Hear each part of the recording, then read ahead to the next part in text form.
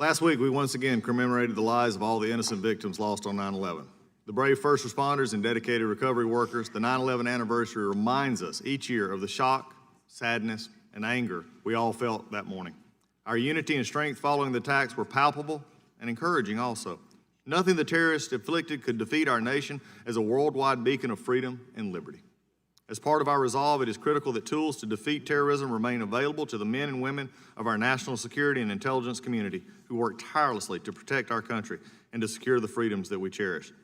Several of these tools are set to expire on December the 15th. It is our duty to reauthorize these authorities. Otherwise, the authorities revert back to our national security posture before 9/11. I don't think anyone wants that. I'm actually kind of glad we're actually having this hearing. It expires on December 15th. We could have been working on this a long time. I guess we've been busy with other things. We're at least having this hearing today. The Foreign Intelligence Surveillance Act was originally passed to protect Americans from surveillance abuses. Our national security apparatus surveillance regime offers access to critical foreign intelligence that we need, but we must ensure that there is a balance in both protecting our security and our civil liberties. FISA was created to do that. In 2016, during and after the presidential election, this balance appears to have broken down.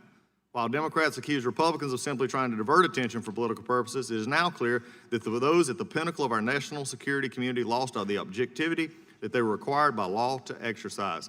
And that is coming out now as we see a FISA report coming out soon. A necessary component for Americans' trust in the intelligence community is a perception of fairness, particularly when implementing surveillance against Americans. Like many Americans, I await the Inspector General Horwitz's report on potential FISA abuse from the presidential election period.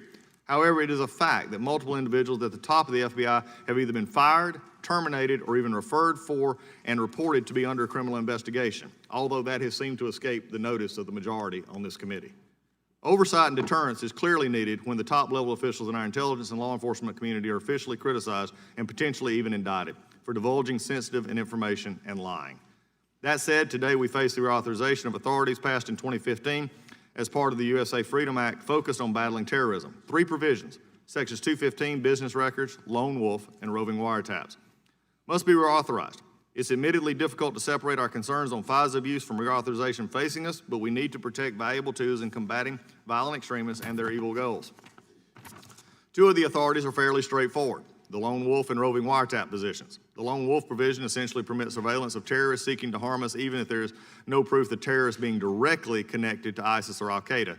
Why we know this has been a trajectory of terrorist attack where the perpetrators are not, quote, members of these particular terrorist organizations, but are inspired by their medieval ideologies.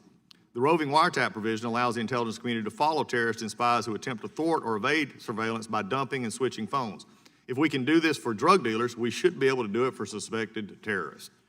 Regarding Section 215, I look forward to hearing more from the FBI on their use of this authority. The ability to obtain business records, particularly in terrorist and foreign intelligence investigations, but also of suspected spies, is not something whose authority we can afford to let expire.